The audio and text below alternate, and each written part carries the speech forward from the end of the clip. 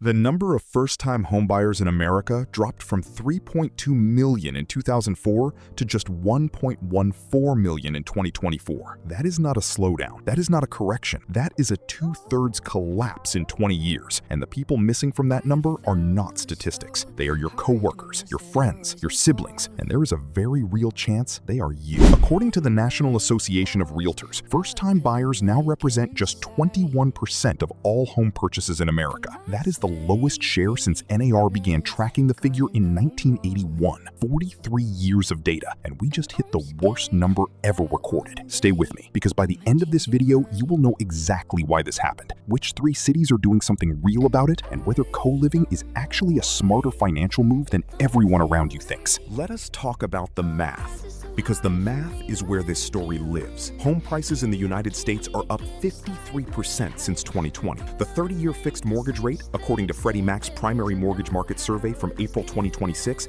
is sitting at 6.30%. During the pandemic, that same rate was around 3%. That might sound like a small number. It is not a small number. That difference quietly adds hundreds of dollars to your monthly payment and tens of thousands to the total cost of the loan. The median down payment on a U.S. home at the end of 2025 was $78,831. According to Realtor.com, the typical buyer now needs 7 years to save that amount on a normal income. 7 years. And according to NAR and Rate.com, once you actually get to the closing table, the monthly mortgage on a starter home priced at $352,700 runs $2,019 per month. That is before property taxes, before homeowners insurance, before the water heater decides it has had enough. Here is the part that should make you genuinely angry. According to Bankrate's 2025 Home Affordability Report, 74% of millennials still believe homeownership is a core part of the American dream, but 24% of that same group already believes they will never save enough for a down payment. Nearly 1 in 4 people who still want the dream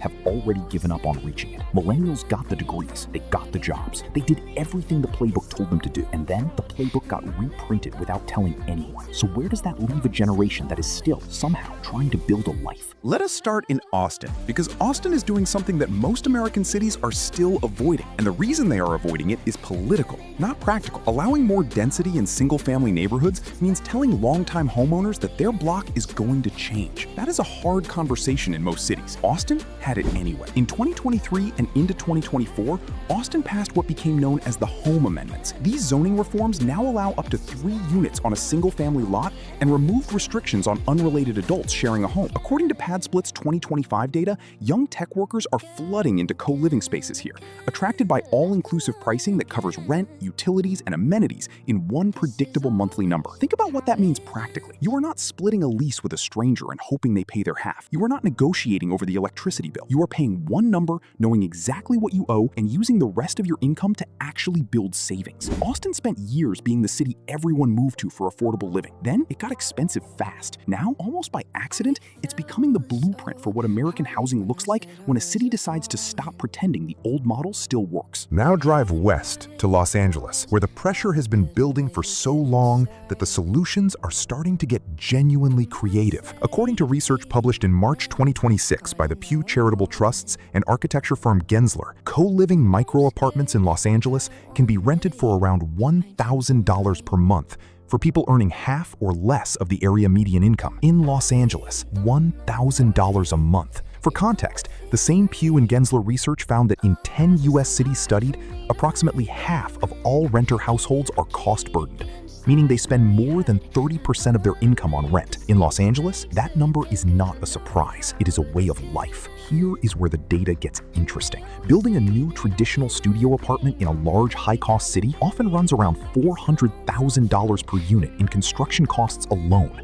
According to Turner construction data cited in the same Pew report, co-living micro-apartments, by comparison, can be developed for between $123,300 and $238,700 each. That is roughly 1/3 to 1/2 the cost. And vacant office to co-living conversions, according to the same research, could generate 2 to 4 times more housing units per dollar compared to traditional apartments. Los Angeles has spent decades building a reputation as unlivable for anyone who didn't arrive already wealthy. It turns out the solution may have been sitting in empty office buildings the entire time. Denver is the city in this conversation that does not get enough credit, so let us fix that. While Austin reformed out of community pressure and Los Angeles is converting out of desperation, Denver built a regulatory environment that treats shared housing as a legitimate, permanent part of the city's housing strategy. Colorado's zoning framework supports co-living models as long as safety and occupancy standards are met, which sounds basic but is actually rare at the state level. Here is the Denver-specific number that matters. According to the Colorado Association of Realtors, the median home price in the Denver metro area hit $575,000 in early 2026. That means a standard 20% down payment in Denver requires $115,000 in cash before you even talk to a lender. On a median household income, that is not 7 years of saving. That is closer to a decade. And that calculation assumes nothing goes wrong in the meantime. That single number explains why co-living is not a fringe option in Denver. It is a rational response to a market where the entry cost has moved completely out of reach for a large share of working residents.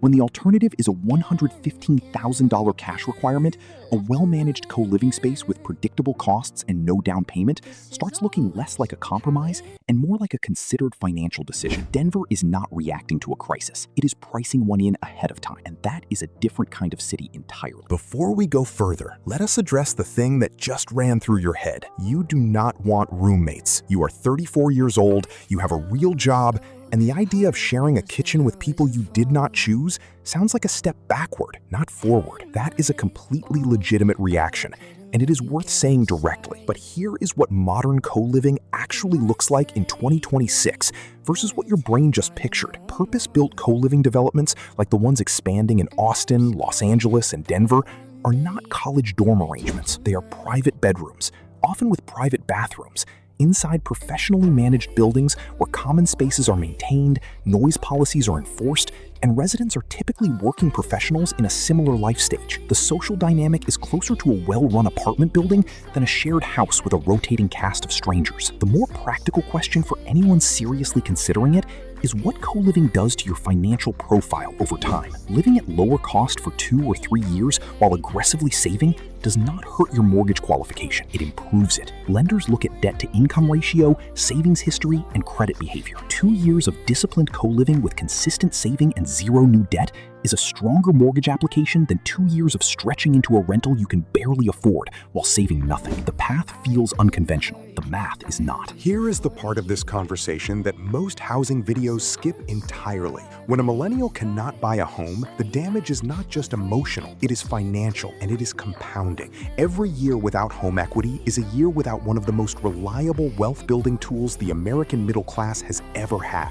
The person who bought at 3% in 2020 and the person still waiting in 2026 at 6.30% are not in the same financial position. They are not even close. But here is the counter-argument that co-living actually makes. According to the National Mortgage Insurance Corporation, nearly 1/3 of Gen Zers and 18% of millennials say they are open to pooling funds and purchasing a home with friends or family, co-buying, shared equity, new structures that do not fit the traditional model, but do fit the actual economic reality of 2026. And if co-living allows someone to spend $1,000 a month instead of $2,019, that is over $12,000 per year redirected towards savings, investments, or an actual down payment fund. The math on waiting and saving while living cheaply can, under the right conditions, beat the math on stretching into a mortgage you can barely afford. According to Grandview Research, the global co-living market was valued at $7.82 billion in 2024 and is projected to reach $16.05 billion by 2030, growing at a compound annual rate of 13.5%. That is not a niche lifestyle trend. That is a market that is doubling in 6 years